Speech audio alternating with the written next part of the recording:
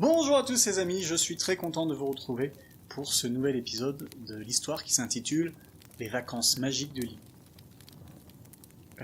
Dans cet épisode, nous allons découvrir plein de choses, mais avant, il est peut-être nécessaire de rappeler que dans l'épisode précédent, Lily, Sofiane, Jean et Clara avaient fait la découverte de Clotius, un lutin qui avait piqué la poupée de Lily et qui semblait avoir des soucis. Ce dernier était parti en laissant seuls nos compagnons. « Je n'en crois pas mes yeux !» n'arrêtait pas de se dire Sofiane. « Je suis endormi. Je suis en train de faire un rêve un peu dingue. » Clara prit un air amusé et ajouta. « Dans ce cas, ça voudrait dire que je suis en train de rêver aussi. Et un rêve où tu serais dedans, mon cher frère, je n'appellerais pas ça un rêve, mais plutôt un cauchemar. » Cette dernière phrase déclencha un fou rire à Clara et Jean, tandis que Sofiane se vexa un peu. « Il nous faut faire quelque chose, » dit Lily. « Allons aider Clotius. »« Mais tu es folle, » s'insurgea Jean. « On ne sait même pas vraiment ce que c'est que ça, Je ne sais même pas ce qu'est cette créature, et d'ailleurs, je ne suis pas vraiment sûr que ce ne soit pas une hallucination. Et qui plus est, tu as l'air d'oublier que cette créature t'a volé ta poupée, et que l'un des siens a abîmé la plupart de nos affaires. » Mais vous avez vu comment il avait l'air inquiet ? Et je pense que si nous l'avons vu tous les quatre, c'est que c'est vrai, non ? Mais comment on pourrait l'aider ? S'interrogea Clara.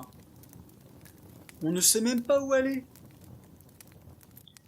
Alors, un deuxième son de corne de brume se fit entendre, et nos compagnons regardèrent tous en direction de la forêt. On sait au moins à peu près où aller, assura Sofiane. Moi, je suis partant. Lily sembla avoir une idée. Très bien.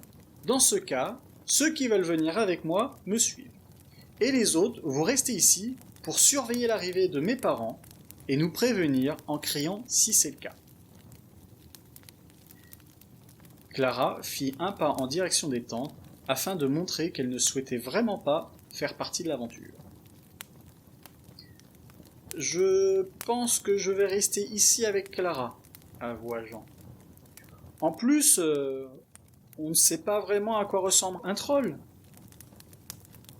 Je ne suis qu'un enfant, je ne veux pas prendre de risques. »« Pas de souci, vous nous serez aussi utiles ici, » ajouta Lily. Les amis se séparèrent.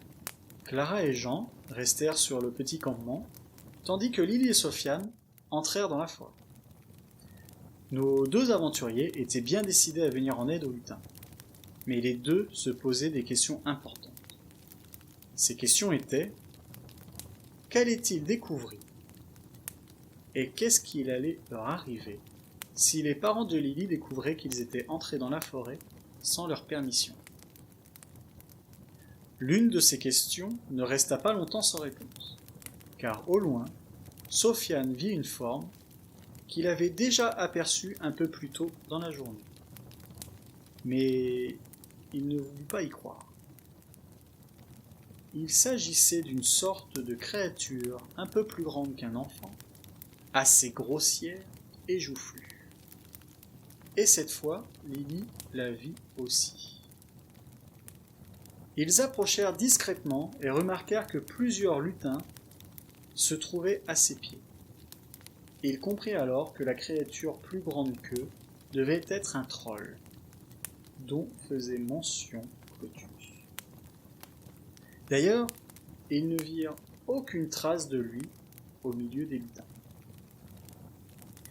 Sofiane décida d'avancer davantage, mais à ce moment-là, le lutin qu'il recherchait sortit de derrière un arbre, se mit sur son chemin et fit signe de ne pas bouger et de ne pas faire de bruit. « Il ne faut surtout pas qu'il nous voie !» a-t-il chuchoté. Voilà. Fin de ce nouvel épisode. J'espère qu'il vous a plu. En attendant le prochain épisode, je vous souhaite une bonne nuit, de passer d'excellents moments et de faire de beaux rêves. Prenez soin de vous et à bientôt. Au revoir.